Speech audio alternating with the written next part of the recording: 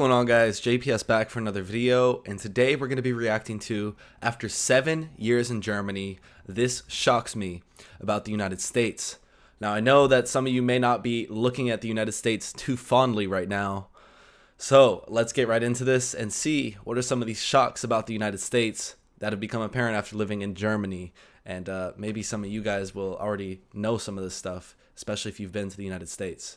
So with that being said, let's get right into this. I have lived in a small German town called Schwäbisch Hall for the past 7 years. I am currently back at my home in the States, and I am getting bombarded with reverse culture shock. I am very uncomfortable going in here. Quite shocking to see. This is where Americans come to get groceries. They put it all in one spot. That's none of your business. Why would you ask me that? We made it in.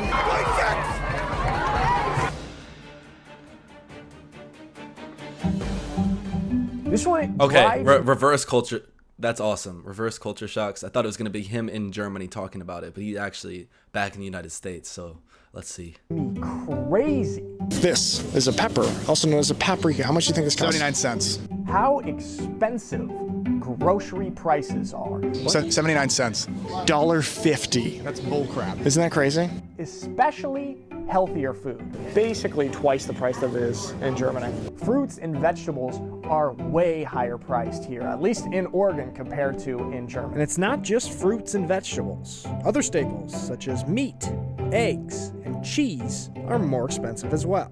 Yeah, everything is very expensive. I was looking it up. Actually, you can compare a lot of the prices. Check out some of these price differentials. There's a cost of living calculator where I compared tons of different items between Germany and Portland, Oregon. Tomatoes, 125.2% more expensive.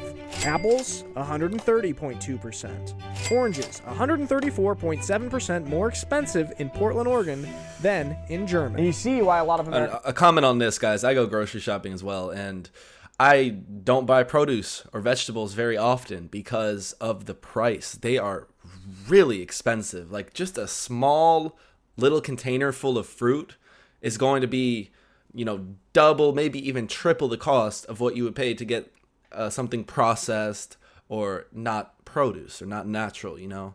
So it does definitely dissuade you from buying the healthier or things that you really just should be eating, like milk, cheese, eggs, fruit, vegetables, things that you should be eating every day that we're just not really getting in the United States. A lot of people aren't able to buy these at the level that they'd want to. You know, people do want to eat healthy, but it's just so expensive, and it's not encouraged here because of these prices, really. Americans are unhealthy because it is so much cheaper to eat low quality or fast food here in the States. This is often why in the States poverty and obesity are related, just because it is so difficult for people to eat healthily at a reasonable price. And I'm noticing this when we go grocery shopping here. Behind me, we have a marijuana dispensary, a store where you can just go in and buy weed. It looks like a regular store, it looks like a coffee shop. Nice on the outside, and these are everywhere. If you are 21 or older in my state of Oregon and a handful of other states, marijuana is totally legal not just for medical purposes, but for recreational as well. In Germany, marijuana seems to be much more of a taboo subject, whereas in the States, it's much more open and much more accepted. And it's kind of crazy because this big boom, especially the recreational side of it, kind of happened while I was over in Germany. So to come from a culture where it's a little more hush-hush taboo to a culture in Oregon where it is mainstream, it's all over the place and totally legal is quite shocking. Yeah, Oregon was definitely an early state when it came to legalizing cannabis, but I think a big reason for the push is because it's a huge industry with a lot of money, and when Americans see money, well, they run it and jump at it. But this video is obviously older because now cannabis is legal in Germany. It was legalized earlier this year. So, yeah, but America, we were ahead of the curve, I guess you could say. But I think I understand the reasons for that. Totally legal. It's legal. Okay. This one's kind of wild to me. People almost treat politics here like a sport. People will have bumper stickers of their favorite or preferred political candidate, or they'll have signs of their name in their yard or even flags of their favorite political candidates. This is something that you do not see in Germany. I feel like in Germany, people's political leanings are much more private for the most part, or at least are not displayed like a sports team flag. It's like so funny. You'll see, a bumper sticker with a political candidate and then an NFL team. It's just like, feels like it's a sport. I find it sad. It's not really a laughing matter anymore, but it's ridiculous. Ugh. Kind of wild to see. This one is quite interesting, and it is shared by many Americans that I know that went over to Europe and now come back in the States, and also with Laura, is that for the first few days of coming back to the States, you feel just a little bit sick. When I started eating American food, I got really sick, my tummy hurt, and then I started to get all bloated and had depression. That was from something else. But nonetheless, the food made me sick. So that was my reverse culture shock. Oh, gotta take this. Yep, go for mine. It's kind of like this low-grade nausea. And it happens to me almost every single time I come back to the States after being in Germany for a prolonged period. And my theory is that my body, having lived in Germany for many months at a time, has gotten used to not having all of these American chemicals and preservatives and stuff in the food. And then when I come back to the States and start eating American food, my body is just shocked at the amount of chemicals and different things that we put in our food, and it has like a negative reaction to it. Guys, I've got a bit of a problem. I'm back in the States right now, as you know, and I purchased NFL Game Pass International, but it does not work in the States. It's geo-blocked here. Luckily, I've also got a solution. I just switched my IP address back to Germany, and then I could watch and watching for Protect Your. Got a strict no log plus 4 awesome All right, back to the video. Great VPN ad, and it's true. The United States, the National Football League, they geo-block everything, so you have to upgrade your subscription and purchase more subscriptions and get a cable TV license and all this other stuff. It's all about money in this country, guys. Everything's money. We are going to a high school football game. So excited. Sunset! You got the face paint? Having football, my football, American football, be the most popular sport. Obviously, in Germany, American football is a smaller sport, more of a niche sport. It is growing, but it is not popular like the way it is here in the States.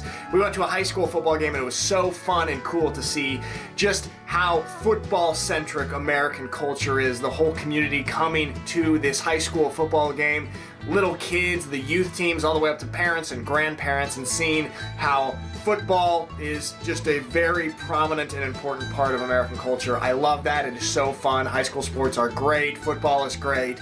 And it is very positively shocking for me to be back in that.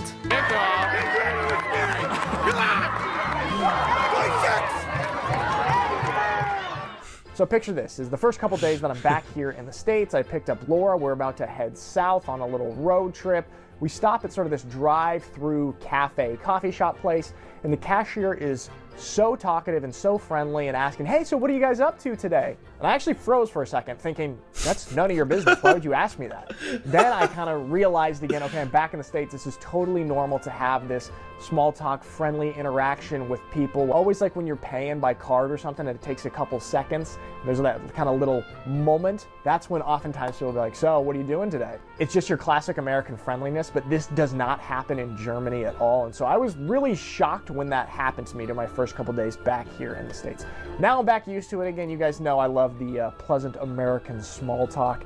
It is a beautiful, beautiful thing. But when you've been in Germany for a long time and you've gotten used to more German interactions or lack thereof, some cashier that you don't know asking you, what are you up to today? Or what are you up to this weekend?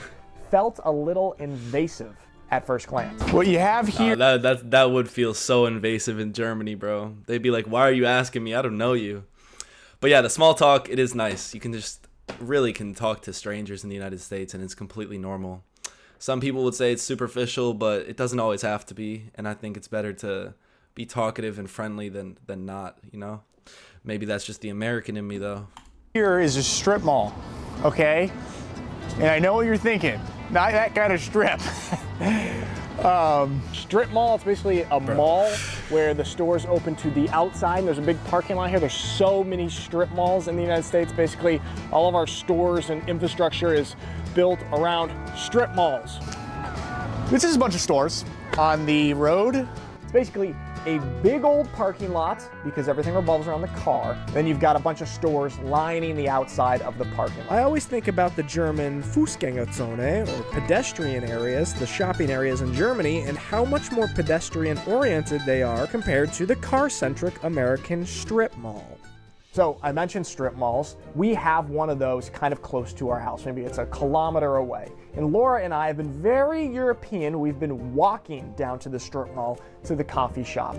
And during these walks, we kind of noticed basically how much of an afterthought pedestrians are. Like how long it takes for the light to turn green for the pedestrians compared to the cars. You get a real sense of the car supremacy in the United States. The pedestrian is a second-class citizen compared to drivers of cars. It's also interesting. No, literally, bro. Like, if you don't have a car and you're forced to ride the bus or use public transportation or walk and stuff, it does make you feel like alienated almost.